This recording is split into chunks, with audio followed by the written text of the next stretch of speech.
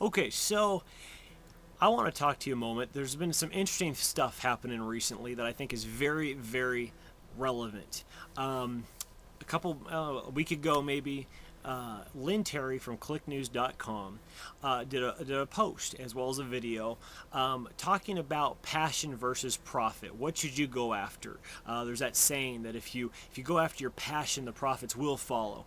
But in reality, that's not always the case. And Lynn brings up some awesome stuff. So you can check the link in this post and you can check out her post because it really is awesome stuff.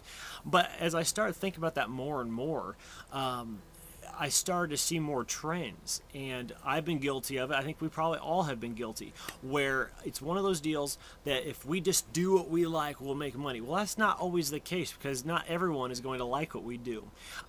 In a somewhat recent live virtual workshop that I put on, one of the guys I interviewed, this topic kind of came up. And his whole strategy and philosophy on the whole deal is that you go after and you make the money that you need to make in order to go after and do what you're passionate about. Which I thought about that, and many have disagreed with that, but in all reality, that's true. Because if your passions, those things that you are passionate about, are not bringing in income, you're not able to pay your bills. You're putting yourself, you're putting your family in a very bad position. And so you really do need to focus on the money making, basically making money. There you go. Because you got to pay the bills. Recently, I got hooked on a new TV show called Shark Tank, and maybe you guys have seen it, where you have five billionaires, and these entrepreneurs will go before them and try to work a deal out because they need money, and as some people would just call that entertaining, there's actually some very good, valuable stuff that entrepreneurs can take away and learn from. The main common thread that I saw with many of the people that walked away with nothing is that they were emotionally attached to their business to such a degree they could not stand the thought of anybody else coming in and getting any kind of credit whatsoever for a successful business. And that's kind of scary. There were people on there that had spent over $100,000, $200,000 over the last 2, 5, 8 years, depending on which person you're looking at. And they don't have a dime to show for it.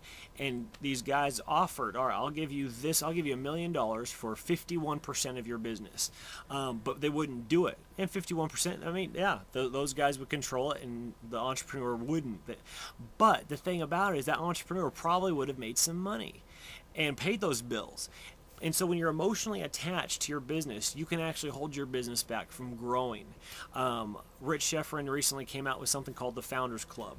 And I love the thought behind this. As a founder, instead of just a strategic entrepreneur, but as a founder, you can remove yourself from your business at any point in time and it's still making money. But many of us, we grow our business and do such a hard job at trying to brand ourselves into our business that actually we become a slave to it, and that is not freedom. That's not why we got involved in business. And so it's one of those deals where you really got to sit yourself down and think, have I done that? Am I doing that?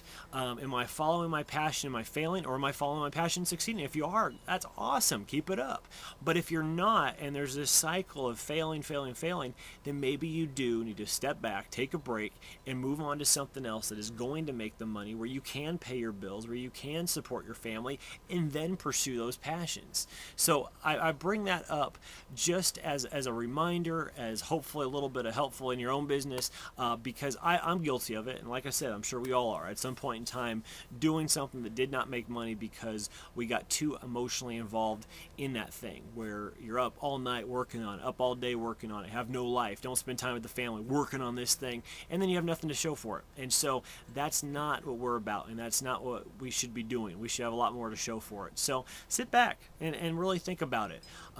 Are you going at this emotionally attached, or could you walk away from your business at any point in time, or could you bring in another business partner and lose some of the control in order to make money? So think about it.